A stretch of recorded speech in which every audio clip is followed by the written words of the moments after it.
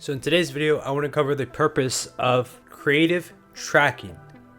Now, how is this different from creative testing? Well, creative testing is simply put, you are developing ad concepts, you're giving them a go, you're launching campaigns specifically for these said ad concepts.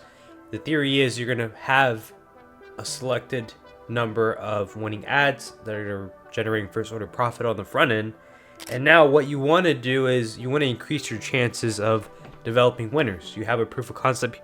Now our objective is to expand vertically and horizontally. So how's this done? Well, tracking. You want to keep tabs of what concepts have we tested, what angles are we going after, what does our audience demographic and persona look like, and how are the results? Are they positive? Are they negative? What is the reasoning behind these said results? What can we do to eliminate risk for the next batch of concepts?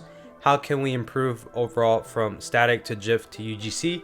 And how can we have efficient, profitable CPMs? Now, a lot of eCom founders are unprofitable, on the verge of firing their marketing agencies, and other brands are winning. They're just finding true success, and ultimately, they're more profitable this year than they were the previous years before. Now, disclaimer, these results are highly correlated with product market fit. What is covered today is solely principles that can be applied to your business. In no way, shape, or form do I guarantee success. But every brand/product is different and requires a unique set of strategies. Work with scalevelocity.io to mitigate risk and increase probability of seeing a net profit. So ancient methodology of creative testing. Well, creative testing done by ad agencies were simply put, you had multiple SKUs in the same ad set. Creative concepts without intent or specific hypothesis of the clear desired outcome from ideal customer profile. Overspend with zero financial planning, no understanding of unit economics. You're outsourcing your creative development process to ad agencies paying 6 to 10K a month retainers. Now, what's different? What are we seeing on our end? Well, every single brand under management within our portfolio follows in the previous categories I just mentioned above here. Now, this was the last 30 days for one of our portfolio brands. We're dealing with meta outages, focusing on raising capital efficiency for every dollar spent. So we generated 300K in revenue sales, 31K in ad spend, 145K net profit, 47% net margin. And how are we able to generate these results? Well, it comes down to creative targeting and allocating budget.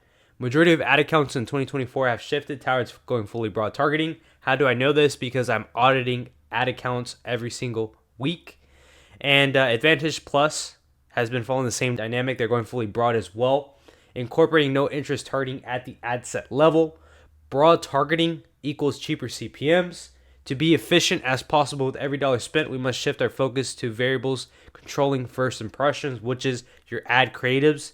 When going fully broad, your ad creatives control the target audience. The most capital efficient approach to creative testing without wasting cash flow by burning budget on pointless tests is by simply segmenting contents by demographic. You have your age, you have your gender here, as shown in the screenshot. You have the specific angle to attract said demographic, us versus them, 3 reasons why, etc.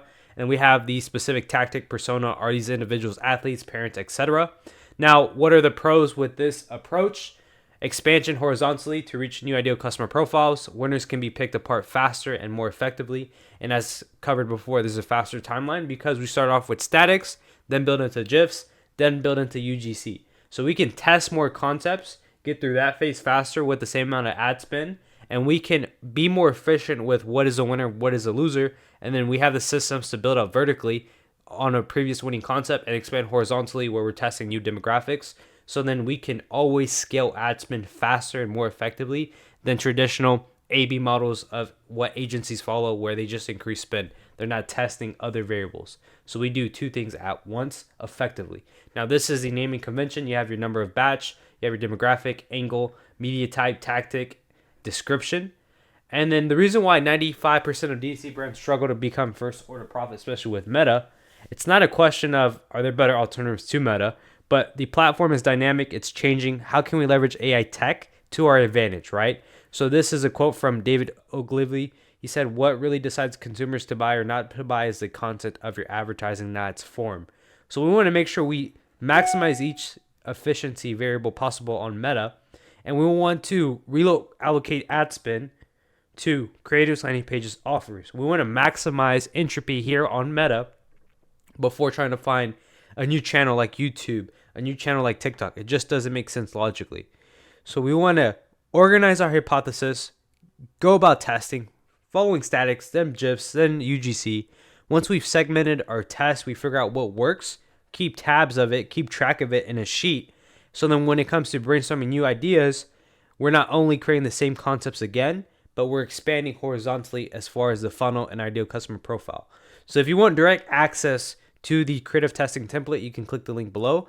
But if you want to expedite the process of getting burned by ad agencies, check out this link right here, scalevelocity.io. You can book in a call, speak directly with me, and I'll show you how to get set up for an exit without burning through cash flow, without burning through investor money.